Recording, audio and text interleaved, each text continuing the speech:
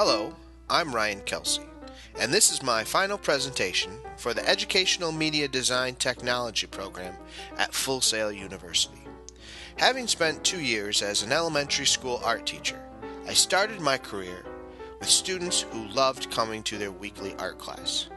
Almost all of these students were excited about painting, drawing, and sculpting. But when I transferred to the high school, I was in for quite a surprise. I was not prepared for the lack of motivation to do anything related to school, even things most kids love to do, like draw and paint. I took for granted the fact that these students would willingly and joyously create. Throughout the next few years, I struggled to find my ways to motivate students to achieve. When I began my year at Full Sail, I started to familiarize myself with some of the Web 2.0 tools that we learned about in our coursework.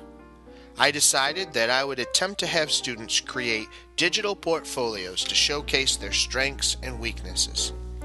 Torres Piera de Eca in 2005 stated that portfolios give students ownership of the learning and assessment process. I felt that it was important to hand the responsibility of grading onto the students, especially since I wanted to avoid the classic line, "Why did you give me a C on this drawing?" and the inevitable argument over project requirements. Blakey, Schnoo, and Steers in 2004 stated that through analysis and interpretation, students can discover what separates good work from bad work. I believe that if students were able to view their past efforts in a portfolio and reflect upon the quality of the work, it would increase knowledge of content expectations. In 2006, Barrett stated that involving students in decisions about standards and artifacts would motivate students to achieve. This research helped me solidify my thoughts on using portfolios in my classroom. I knew I wanted to use them, but I also had to think about how I would use them. Torres Piera de Eca in 2005 stated that many students were not prepared to deal with self-assessment. And in 2008, Rickards, Diaz, Guillibo, Loescher, and Hart agreed that teachers need to give students a framework for being critical of their work.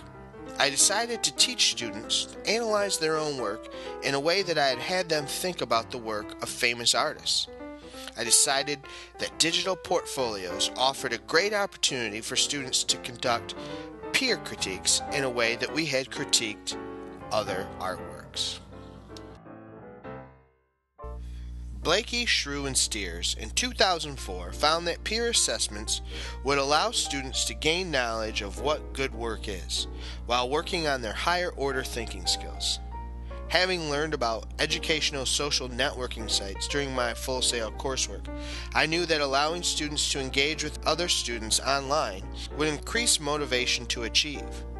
One of our grad classes offered a refresher course in multiple intelligence theory, and I was reminded of how many students would respond to working within their intrapersonal skills during the peer critiques. Barrett in 2006 stated that using Web 2.0 tools increased student motivation, and Moorfield-Lang in 2010 stated that competition naturally occurs when students observe the outcomes of others. From this research, I believe that digital portfolios would give students autonomy and content knowledge, while peer critiques would provide reciprocal learning, social interaction, and possibly create a competitive atmosphere. All of these effects would hopefully result in increased motivation to create higher quality artwork in my classes.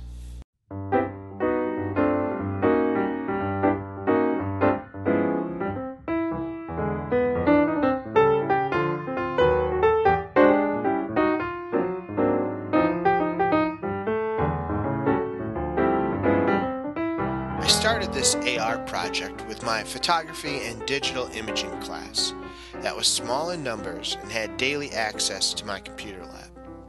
These students would be introduced to Wikispaces early in Cycle 1 as a place to store their digital portfolios. Each student in our class was responsible for uploading all of their digital imaging work onto their own Wikispace page. These digital portfolios could be viewed by anyone, including classmates, friends, and family. but could only be edited by myself and the student. Some students really enjoyed creating their Wikispace page and uploaded content from other courses and eventually created links to their YouTube and Vimeo sites. My plan was to give students an opportunity to collect a record of their past work. Every time they uploaded a new piece, they would have to look at their older ones and decide if they are making improvements on their performance. The photography and digital imaging class also used Flickr to store and share some of their artwork. This site allowed the students to upload their digital photos to a thematic class set that was required by the assignment. These themes ranged from documenting life in our town to shots of their childhood toys. I chose to use Flickr so that my students could comment on each other's photographs. These peer critiques offered students a chance to use course content knowledge and vocabulary during the assessment. Analyzing the artworks of their classmates would reinforce key concepts needed to create high-quality art pieces.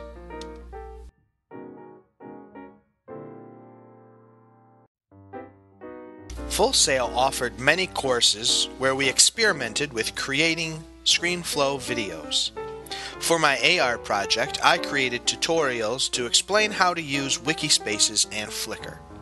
Since my students could upload and comment on artwork from their home computers, these online tutorials offered help when I wasn't readily available.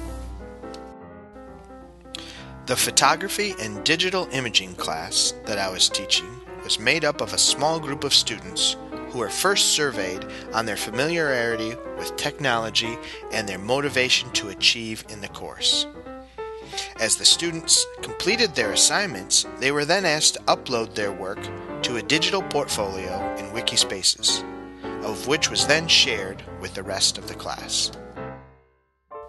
The students were assessed on their art project requirements, their ability to upload images to a portfolio, and their use of content vocabulary during peer critiques.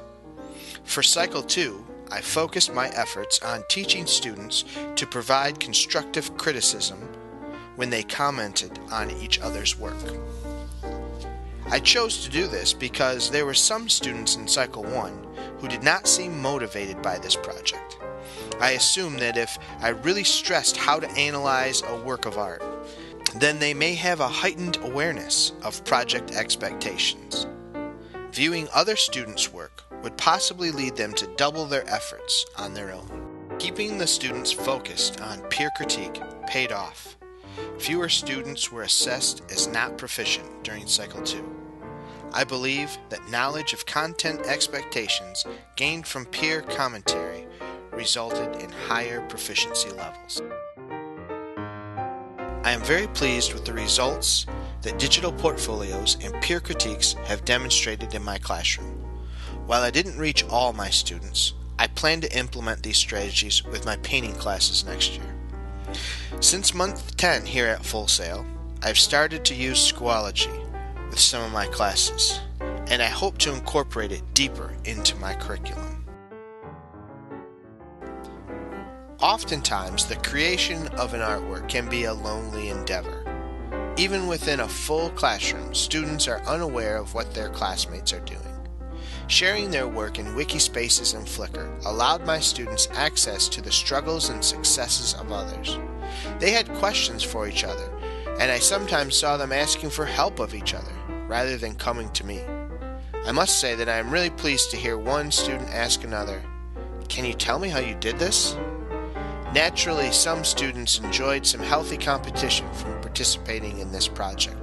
They wanted to post more than the required number of photos, and they wanted their work to look better than the next student, knowing that it just wasn't for a grade, and that the teacher wasn't the only one to see the work. Some students really enjoyed the social part of this assignment. Sharing their work online made the project more than just about doing a good job and impressing the teacher, but it was also about impressing their classmates and possibly